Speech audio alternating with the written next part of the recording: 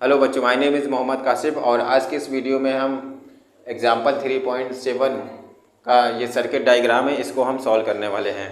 तो यहाँ पर भी देखिए, हम पिछले वीडियो की तरह इस वाले वीडियो में भी हम किरचॉफ सेकंड लॉ का यूज़ करेंगे, यानी केवीएल का यूज़ करते हुए इसमें सारे ब्रांच में हमें कितना करंट फ्लो हो रहा है वो हमें फाइंड आउट करना है यहाँ पर। तो सबसे पहले देखिए, जो हम लूप जो कंसीडर करेंगे यहाँ पर बाई केवीएल रूल लगाए, किरचॉफ वोल्टेज लॉ लगाकर यहाँ पर। अब देखिए, हमें डायरेक्शन हमें इस हिसाब से जाना है, करंट की कुछ हमें क्लॉकवाइज की डायरेक्शन में घूमना है। तो यहाँ पर हम केवीएल लगाएंगे, तो जो हमारे पास एक लूप होगा, लूप को हम यहाँ पर सिलेक्ट कर लेते हैं। एक लूप है हमारे पास, लूप देखिए, लूप हमारे पास क्या होगा, ए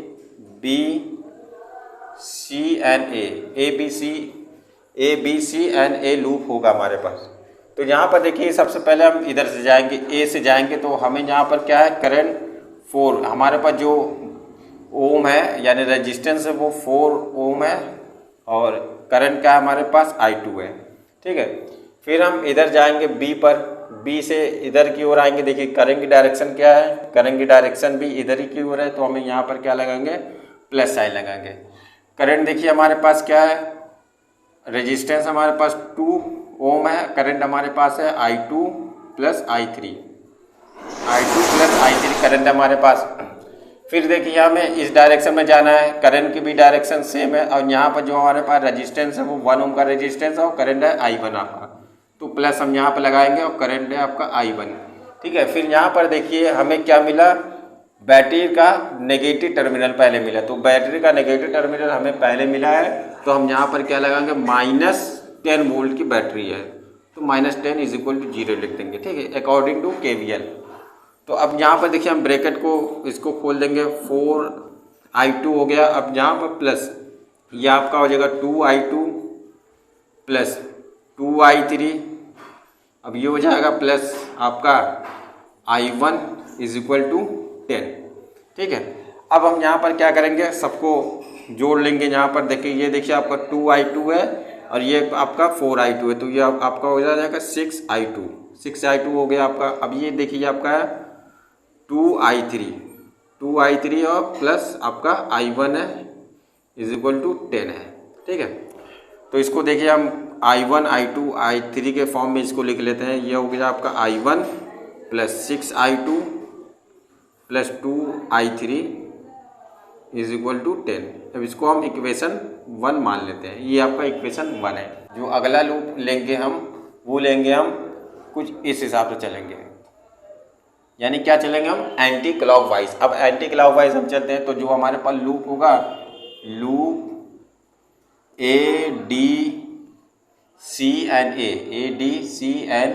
ठीक है, बहुत ध्यान से इसे हमें समझना है कि अगर जरा सा भी इधर उधर मिस्टेक हो गया तो हमारा सवाल पूरा का पूरा गलत हो सकता है, इसलिए हम बहुत ही केयरफुल्ली इस सर्किट डायग्राम को सॉल्व करेंगे बाय केवीएल।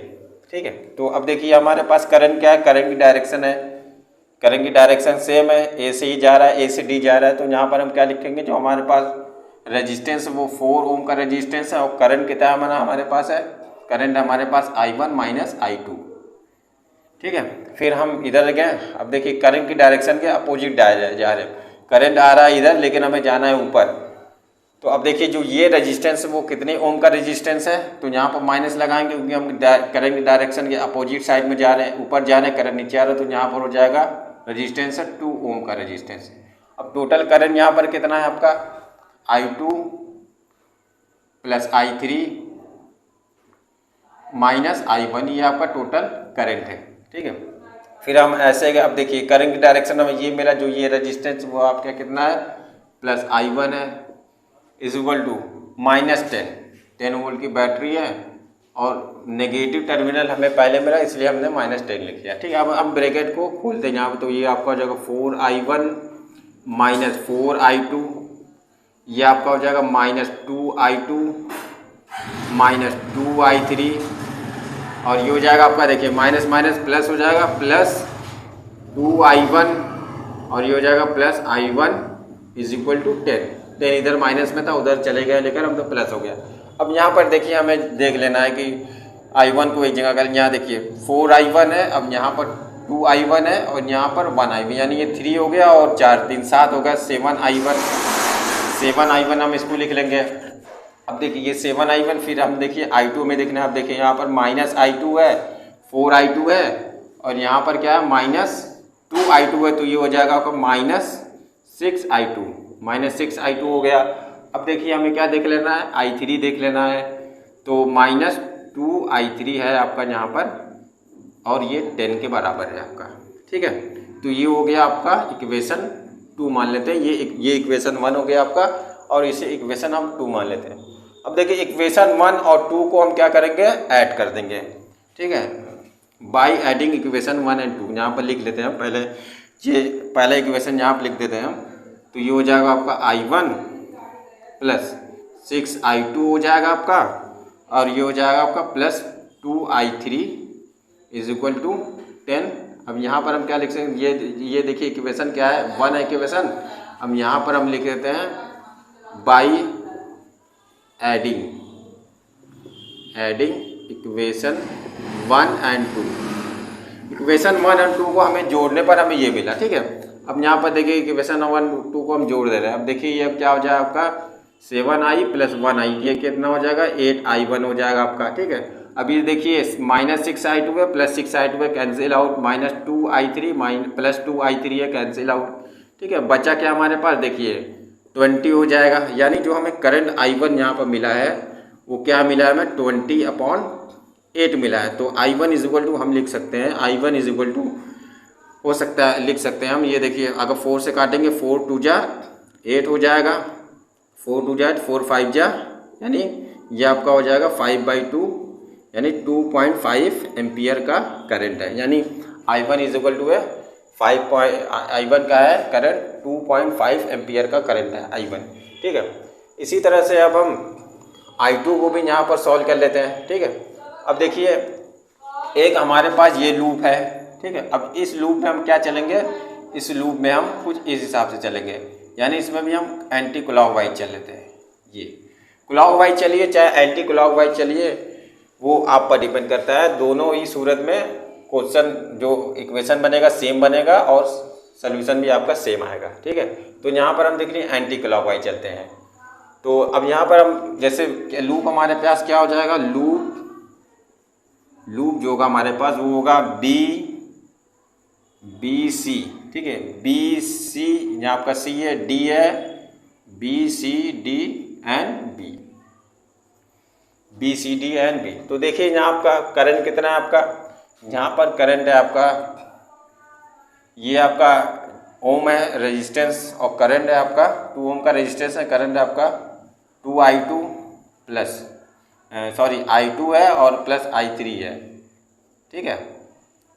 अब यहाँ पर देखिए हम आएंगे यहाँ पर, अब करंट की डायरेक्शन क्या सेम है, तो करंट हमारे पास रेजिस्टेंस कितना है हमारे पास प्लस 2 ओम का रेजिस्टेंस है, करंट है हमारे पास i2 plus i3 minus i1, ठीक है, ये करंट है आपका।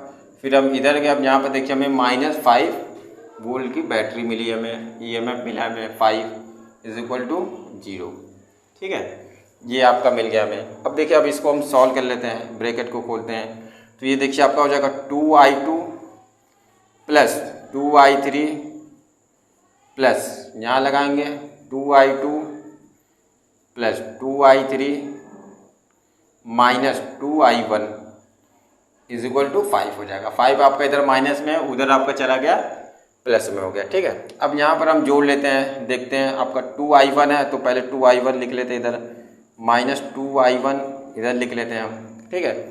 फिर देखिए आपका 2i1 कहीं है, 2i1 कहीं नहीं है। अब देखिए i2 हम देख लेते हैं, i2 ये है, एक ये है, यानी कि हमारे पास कितना हो जाएगा 4i2 प्लस 4i2।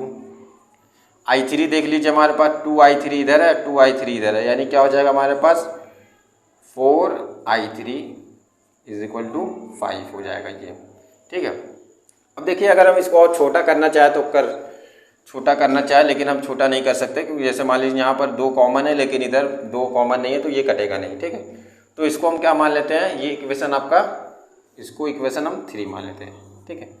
अब देखिए इक्वेशन 3 और अगर 2 में i की वैल्यू हम रख दे रहे हैं तो हमें जो ईजिली है वो हमें I2 और I3 की वैल्यू हमें मिल जाएगी। ठीक है, तो यहाँ पर हम इसको सॉल्व करते हैं, यहाँ पर हम उसको सॉल्व कर लेते हैं। तो देखिए इन इक्वेशन 3 I2 की वैल्यू I1 की वैल्यू हम 2.5 यहाँ पर रख देंगे। In equation 3 I1 is equal to 2.5 ampere put. हमें पुट करने पर क्या मिलेगा, देखिए यहाँ पर हमें क्या हो जाएगा, -2 इंटू I1 की वैल्यू हम यहाँ पर रख देंगे। I1 की वैल्यू क्या है 2.5, ठीक है, प्लस ये आपका हो जाएगा 4I2 plus 4I3 is equal to 5 हो जाएगा आपका ये। ठीक है, तो यहाँ देखिए ये भी आपके क्या हो जाएगा 5 हो जाएगा, उधर चला जाएगा 10 हो जाएगा, यानी यहाँ हम लिख लेते हैं 4I2 plus 4I3 is equal to, अब देखिए ये आपका 2.5 टू जा 5 हो जाएगा, ये इधर माइनस में तो उधर चला जाएगा प्लस में हो जाएगा, तो यहाँ पर +5 ये +5 यानी 10 हो जाएगा यहाँ पर आपका। ठीक है, अब यहाँ पर देखिए अगर हम 2 कॉमन लेना चाहें तो 2 कॉमन हो जाएगा हमारे पास। अगर यहाँ 2 कॉमन लें तो ये हो जाएगा आपका 2, अगर कॉमन लेते हैं यहाँ पर 2I2 plus 2I3 is equal to 10 है आपका, तो ये आपका हो जाएगा 2 5 जा 10 कट जाएगा यहाँ पर, तो 2I2 plus 2I3 is equal to 5। ठीक है, इसको हम मान लेते हैं ये इक्वेशन हमारा 4 इक्वेशन इसको हम मान लेते हैं। ठीक है, अब हम यहाँ पर इक्वेशन 1 में I की वैल्यू रख देते हैं। इन इक्वेशन 1 यहाँ पर लिख लेते हैं हम, in equation 1 I is equal to 2.5 put. जब हम इक्वेशन 1 में I is equal to 2.5 put करेंगे तो हमें देखिए क्या मिलता है। तो यहाँ देखिए हमें इक्वेशन 1 आपका ये है। ठीक है, इन इक्वेशन 1 यहाँ पर लिख देंगे इक्वेशन 1 में 2.5 पुट करेंगे हम, तो ये आपका हो जाएगा 2.5। ठीक है, ये हो जाएगा आपका प्लस 6I2, अब ये हो जाएगा आपका plus 2I3 is equal to हो जाएगा आपका 10 हो जाएगा। ठीक है, तो अब ये उधर चला जाएगा, अब तो यहाँ लिखेंगे इसको 6I2 plus 2I3 is equal to 10 minus 2.5, तो ये हो जाएगा 6I2 plus 2I3 is equal to ये आपका हो जाएगा 7.5, ये हो जाएगा आपका। अब ये इसको हम इक्वेशन 5 मान लेंगे। ठीक है, अब इक्वेशन 4 और 5 को हम आसानी से सॉल्व कर लेते हैं। ठीक है, तो इक्वेशन 4 को भी हम इसके नीचे उतार देते हैं, यहाँ लिख देते हैं। तो इक्वेशन ये क्या है आपका, इक्वेशन 4 है 2I2 प्लस 2I3, ये है आपका इक्वेशन 4 है आपका 2I3 इज इक्वल टू 5 है। ठीक है, ये आपका है इक्वेशन 4 है। अब इक्वेशन 1 और 4 को क्या करेंगे, हम घटा देंगे। घटाने की प्रक्रिया हम क्या करते हैं, हम साइन चेंज करते हैं, जहाँ प्लस रहेगा वहाँ माइनस कर देंगे और जहाँ माइनस रहेगा वहाँ पर हम प्लस कर देंगे। तो ये हमने यहाँ पर माइनस कर दिया। अब देखिए -2I3 और ये प्लस 2I3 है और ये -2I3 क्या हो जाएगा, आपस में कट जाएगा। यहाँ देखिए 6 में से 2 गया, 4 बचा, यानी 4I2 इज इक्वल टू आपका बचा। अब यहाँ देखिए 7.5 में से 5 गया तो हमें कितना बचा, 2.5 बचा हमारे पास। ठीक है, 2.5 हमें ये बचा। अब देखिए अब हम इसको लिख सकते हैं I2 इज इक्वल टू हो जाएगा 2.5 अपॉन 4 है। ठीक है, ये इधर मल्टीप्लाई में इधर जाएगा, डिवाइड हो जाएगा। अब देखिए अगर हम यहाँ पर पॉइंट को ख़त्म करेंगे तो सिंपली हम जानते हैं कि 10 से ऊपर नीचे मल्टीप्लाई होता है, यानी I2 इज इक्वल टू हो जाएगा आपका 25/40 हो जाएगा। ठीक है, 40 हो जाएगा। अब हम इसको 5 से काट सकते हैं, तो अगर हम काटेंगे 5 5 जा 25, 5 8 जा आपका हो जाएगा 40, यानी I2 इज इक्वल टू जो आया आपका कितना आया 5/8।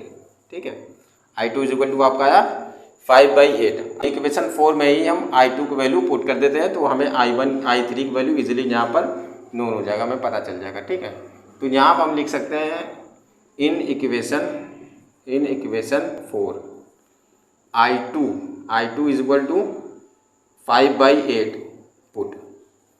ठीक है, इक्वेशन 4 में हमने I2 वैल्यू 5/8 पुट कर दिया, यहाँ पर इक्वेशन 4 ही आपका। तो यहाँ पर देखिए ये आपका हो जाएगा 2 इंटू I2 क्या है आपका, I2 यहाँ पर क्या लिखेंगे हम 5/8, ठीक है, प्लस 2i3 क्या है हमें निकालना है i3, तो 2i3 इज इक्वल टू क्या हो जाएगा आपका 5 हो जाएगा, ठीक है। तो यहाँ हम लिख देखिए आपका कट जाएगा 2 1 जा 2, 2 4 जा 8, तो यहाँ से हो जाएगा आपका 5/4, ठीक है, plus 2i3 is equal to 5 हो जाएगा आपका। तो यहाँ से हम लिखेंगे 2i3 इज इक्वल टू 5, इधर प्लस में उधर जाएगा माइनस में हो जाएगा आपका 5/4, ठीक है। तो अब यहाँ हम लिखेंगे 2i3 इज इक्वल टू, अब यहाँ पर देखिए एलसीएम 1 है इसका, तो डायरेक्ट इसमें मल्टीप्लाई हो जाएगा, तो 2 4 5 जा 20 हो जाएगा आपका, -5 ये हो जाएगा 4।